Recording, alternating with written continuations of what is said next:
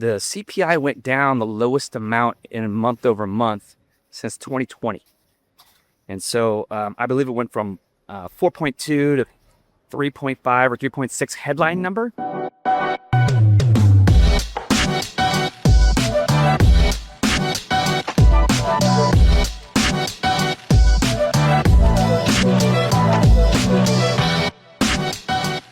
Hey, it's KP coming to you live from the Coliseum. First family trip out of the country for most of us. And we are totally jet lagged. We had a flight from LAX to Rome on Italian Airlines. Kind of iffy on that airline. They literally were backing out of the terminal with people still standing up. But I forced upon my 4 kids and wife a tour of the Coliseum. And now we're going to head to a place in Tuscany. And so it's Tuesday here, Tuesday back home. Normally I do a Monday night video, but we were airborne, so I couldn't pull it off. Anyway, big news just came out, the CPI report. And, inflation is hot everywhere around the world, not just in America, but it's also very volatile, right? So the CPI went down the lowest amount in month over month since 2020. And so I believe it went from 4.2 to 3.5 or 3.6 headline number. And then when you strip out energy, the core reading, which is what matters the most, 2.9 down to 2.6. Now, I'm not going to bang the drum and cheerlead and go, oh, it's amazing. Look at it. There's no inflation. It cuts both ways, right? When there's volatility, these things have to get smoothed out over time. And so anyone saying inflation's whipped or anyone saying we're going to, 7% rates, don't be so in the moment. And I know it's hard not to be with the media and the way it all writes and the way people write everywhere. But inflation's, it's in a good spot. But remember we had like $100 oil and that $100 oil forced up, I think, 4.7% energy growth last month in May, and then it went down over 5% in June. So it is very volatile.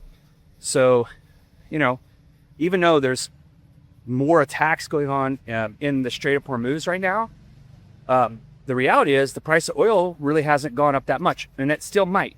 But I think there's a new normal that doesn't involve the peace dividend, but we could possibly get that back.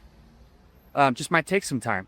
By the way, if you've seen a video of me getting run over in the streets of Rome are absolutely a possibility for, look at this. I almost walked across this. That guy. Yeah, it's the fastest guy I've seen out here. Anyway, the Road Act was, it went into law midnight, I think Friday night. The president did not sign it. And it's not, it's going to go into law either way. He thinks it's a nothing burger. It does address some things on the supply side, but he's trying to play politics and get some voter ID Act passed, Save America Act. Didn't work. I think we almost lost Mitch McConnell. We lost Lindsey Graham. It's been a pretty crazy week. So anyway, hug your kids and hopefully there'll be better times ahead. I will say the Q2 issuance of Ginnie Mae. So that's FHA, VA, USDA loans, mostly FHA, of course. The Q2 issuance of Ginnie Mae bonds was the highest since 2021 in the second quarter. Again, you read all this stuff like, oh, it's terrible and things are awful and no one's ever going to get a house. GenZ, biggest quarter ever for purchases business. Mike Bowe, I did a panel with him at the OB Summit. He had himself a great quote that our industry is battle tested. Locks were huge in June. Things are not always as negative as they seem. Anyway, I don't like parking on the street. Parked down here in this. The last time I was in Rome, I parked in front of the Vatican on a Sunday, and my car got broken into, and my Dell laptop got stolen. Anyway, have a wonderful week, and I'll try and get another one from somewhere in Tuscany on Thursday night. Cheers. Hey, it's KP coming to you live from Tuscany. I'm at a Picasso home that I swapped one of my weeks with. This town is called Monteverde, and it's kind of a cool little collective, a little compound. They have a couple restaurants on site, and their staff is absolutely amazing.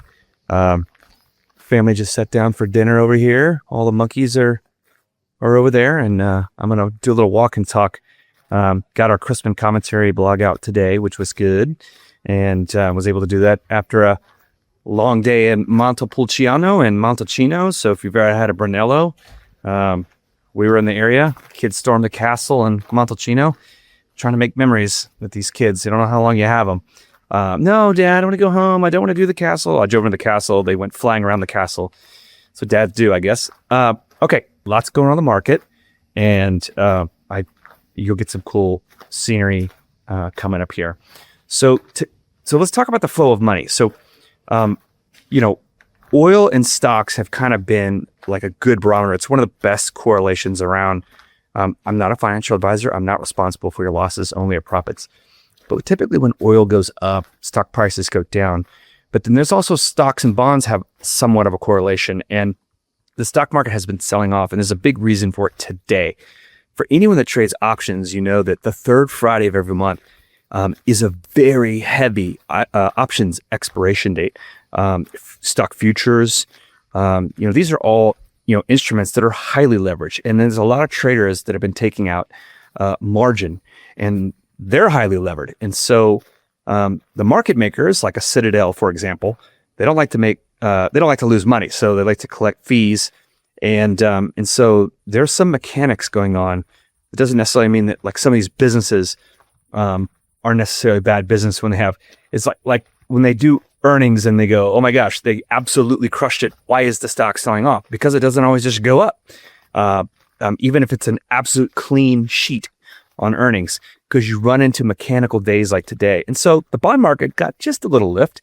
We've noticed pretty steady lock volume at PRMG and across the channels this month over last month, which is great because typically July is when the season really starts to wind down, spring purchase season. But there may be a little delayed reaction because of how long we had rates so high and elevated. Having said that, the banks always kick off earnings season. And they kicked off earnings season with a bang. And as it relates to mortgage, I think JP Morgan Chase reported like 21.2 billion in mortgages in Q2, some like 36% increase quarter over quarter. Wells Fargo was up like 40% with like 8 billion, I believe. And so, now I know that there's a lot of jumbo business in there, but business is getting done. And it goes with all the facts that I've been showing you. The GenZ just had the best quarter ever. Locks in June were unbelievable. And so I know on a day-to-day basis, like things can be tough for us in our own markets or in our own head or whatever we're dealing with. But generally the market's been pretty steady, especially for purchase business. And we may even be seeing a little late break in the spring purchase season being delayed because of what I mentioned before. So hats off to all the banks that are really doing a good job in the mortgage space. It's indicative of our industry. It's actually not in a bad spot. So, so let's talk about inflation. We got some good topics coming up today. Wage inflation is important, and not hourly wages. Okay. You have to talk about weekly wages. People don't just work an hour. They work a week, which includes overtime, and they're more productive than ever. AI is making everyone really productive. Oh my God, I got to go up these stairs. I might not do it. I'm going to be out of breath. Just ordered dinner. So weekly wages have been higher than inflation. And so when you see the CPI report come out and you see what the numbers are, although I'm not going to like spike the football and say, I told you so, just because we had a really friendly CPI report, because inflation is still elevated. There's a reason why the 10-year treasury didn't just drop like a rock. But weekly wages are ahead of inflation. So the Fed's thinking is that, if your wages continue to go up, then you can outpace inflation if you have a job. So we saw some softening in the job data last week. I don't know if that trend's going to continue. And I can't tell the future, but I think the bond market is willing to wait and see on both inflation and jobs. So let's talk about jobs. We had not only less jobs created, it's like 57,000, but then they reduced the 2 prior months. So that's like 3 months of this no hire, no fire. And so inflation on CPI, there's been 2 months of core goods being outright deflationary numbers, negative numbers, 2 months. I'm not saying it's a trend. It does fly in the face about anything regarding tariffs, which is, largely been passed through as the Fed said it would be. There's a pool up there. I think I'm going to go up there and give you one last view of the pool, but it is really gorgeous out here. We're like really high up here. I am so out of breath. We've been going all day and just ordered even more. So we're going to keep it going. But not only is super core down, okay, that excludes housing, food, and energy. So it's negative 0.2%. And on housing, the housing component of the CPI, remember the CPI is very heavily weighted for housing compared to the PCE, the personal consumption expenditure, which is the Fed's preferred measure of inflation. Having said that, the housing component in CPI was at 3.28%. The 40-year average is 3.36. We know that home price appreciation has been hamstrung with the higher for longer regime from the Fed, and that is showing up in the numbers. 60% of the line items in the CPI, okay, that's 60% of the numbers, are all negative. They're negative. So again, I'm not saying that's a trend. There's a little pool right there, a little infinity pool overlooking that little valley. That's kind of cool. All right, let's see if I can keep my breath going downhill. So again, I'm not spiking the football on inflation, but it's not as bad as you read, at least not the last month or two. And if we're at 2.6%, 2.6, that's not the threes. It was just 2.9 a month ago. 2.6, it's not 2%, it's still elevated, the Fed's target, but it's not that bad if you have a job. If you don't, then, it's a totally different ballgame, but that's what we talk about, the K-shaped economy. And I'm not trying to sound harsh, but the secondary market is cold, heartless, and unforgiving. Some people are not our clients, okay?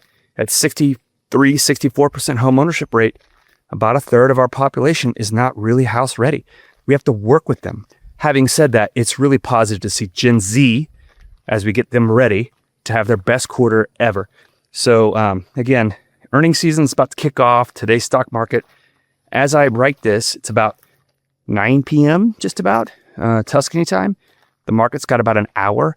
The last 90 minutes could see one last flush in the stock market where the market makers want to get rid of anyone that's got any options to try and flush them out, especially if they're on margin, because it'll just mechanically sell off the stock. So pretty crazy stuff. That's it. I'll get back to you next week as we get ready to depart. I might get one more video from here. It's so beautiful. I've never been here. We've never done a vacation out of the country. It's a lot of work with kids. Any parent out there knows. They are demanding. They fight. We have a preteen. She's 13 going on 18. We got it all. It's a whole mix. It's really fun, let me tell you. Anyway, have a good one. Cheers. You've been listening to KP Talks Dollars and Cents, a top-rated show for those who want to learn about the economy and mortgage environment. Tune in each week for more episodes, and please leave us a 5-star review on Apple Podcasts and Spotify. Kevin Perenio does not render or offer to render personalized investment or tax advice through KP Talks Dollars and Cents. The information provided is for informational purposes only and does not constitute financial, tax, investment, or legal advice. For more info, follow KP Talks Dollars and Cents on all of our social channels.